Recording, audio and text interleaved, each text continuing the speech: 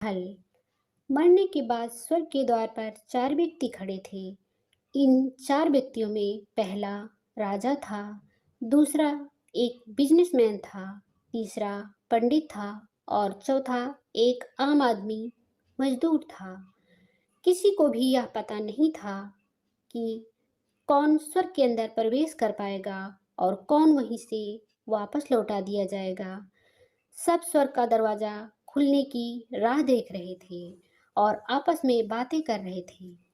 जैसा कि राजा को मरने से पहले से ही आदत थी, उसने अपनी बात सबसे पहले बताई। राजा ने कहा, मैं बहुत प्रख्यात राजा हूँ। मैंने धरती पर अपना बहुत नाम कमाया है, इसीलिए पूरी संभावना है कि मैं ही स्वर्ग जाऊंगा। फिर व्यापारी ने अपनी बात सामने रखी। वह बोला, मैंने धरती पर खूब धन कमाया और उस धन से मैंने सैकड़ों लोगों की मदद की, इसलिए मैं ही स्वर्ग का हकदार हूँ। अब बारी थी पंडित की। तो पंडित ने मुंह खोला और सबको यह कहा, चाहे तुम जो सोच लो, लेकिन यह बात तो तय है कि स्वर्ग के दरवाजे खुलेंगे तो मेरे लिए ही। सब जानते हैं कि पंडित दिन रात भगवान को याद करते हैं, लेकिन स्वाभाविक है कि स्वर्ग में पंडित का स्वागत किया जाए। जब सब ने अपना अपना पक्ष रख दिया, तब सबकी नज़र उस मजदूर पर थी जो चुपचाप अपनी नजरें नीचे झुकाए बिना कुछ बोले वहीं पर खड़ा रहा। स्वर्ग का दरवाजा खुला और वहां पर एक देवदूत आकर खड़ा हो गया। देवदूत के हाथों में एक पुस्तक थी जिसमें इन सभी के कर्मों के बारे में लिखा हुआ था। देवदूत ने सबसे पहले राजा को अपने पास बुलाया और उससे पूछा, तुम बताओ, तुमने अपने जीवन में क्या क्या अच्छे कर्म किए हैं?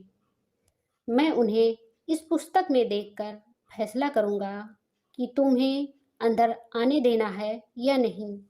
राजा ने कहा, मेरा राज जितना बड़ा था उतना ही समृद्ध था और मेरी राज के सभी लोग खुशहाल थे।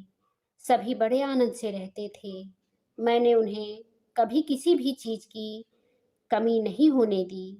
यही मेरे अच्छे कर्म हैं। देवदूत ने अपने पुस्तक में देखा और देखने के बाद राजा से कहा, तुम सच बोलते हो। तुमने अपने राज की प्रजा को बहुत सुखी रखा था, लेकिन तुमने अपने राज की सीमा को बढ़ाने के लिए जितने युद्ध किए, उन युद्ध की वजह से हजारों सैनिक ने अपनी जान गंवा दी। उन हजारों सैनिकों के परिवार के दुख का कारण तुम बने थे, इसीलिए तुम स्वर्ग में नहीं आ सकते। अब बारी थी व्यापारी की। व्यापारी से जब देवदूत ने पूछा कि तुम्हारे अच्छे कर्म क्या हैं, तब व्यापारी ने उससे कहा, मैंने सैकड़ों लोगों को खाना खिलाया है, कई आश्रमों में दान दिया है, कई निराश्रित लोगों के लिए घर बना कर दिया है। यह मेरे अच्छे कर्म हैं। देवदूत ने फिर से अपनी पुस्तक में ध्यान से देखा और देखने के बाद व्यापारी से कहा, तुम्हारा कहना भी ठीक है कि तुमने बहुत दान धर्म किया है, लेकिन यह दान धर्म तुमने जिन पैसों से किया है, उन पैसों को कमाने के लिए तुमने न जाने कितने झूठ बोले हैं, कितनी हेरा फेरियां की हैं और कितनी मिलावटें की हैं, इसलिए तुम भी स्वर्ग में नहीं आ सकते।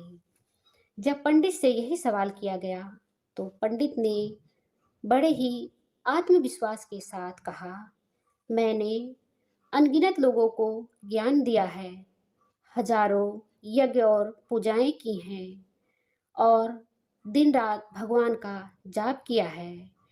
इससे अच्छे कर्म और क्या ही हो सकते हैं। देवदूत ने अपनी पुस्तक के अंदर झांक कर देखा और पंडित से कहा, आपने जितने भी लोगों को जो भी ज्ञान दिया है, उन बातों पर खुद कभी अमल नहीं किया। आपने यज्ञ, पूजा या भगवान का नाम निस्वार्थ भाव से कभी नहीं लिया, इसीलिए आपका भी स्वर्ग में आना प्रतिबंधित है। मजदूर यह देखकर हैरान था। वह अब तक जिसे महान समझता आ रहा था, उसकी व्याख्या स्वर्ग के दरवाजे पर आकर बदल गई थी। धरती पर जिन कामों को अच्छा समझा जाता है, उनका यहाँ पर कोई मूल्य नहीं था। यमदूत ने जब इस मजदूर को अपने पास बुलाया और इससे पहले कि वह उससे उसके अच्छे कर्मों के बारे में पूछता, मजदूर बोल पड़ा, प्रभु, मैं जानता हूँ कि मैं भी स्वर्ग में आने के लायक नहीं हूँ, लेकिन फिर भी एक बार बाहर से ही स्वर्ग को झांक कर देखना चाहता हूँ। बस इससे ज़्यादा मेरी कोई इच्छा है ही नहीं, क्योंकि ऐसी इच्छा पालने के लिए मैंने जीवन में कुछ भी नहीं किया है। मैं पूरा दिन मेहनत करता और जो भी पैसा कमाता उन्हें अपने परिवार के पालन पोषण में खर्च कर देता। इसलिए दान धर्म के लिए कुछ बचता ही नहीं।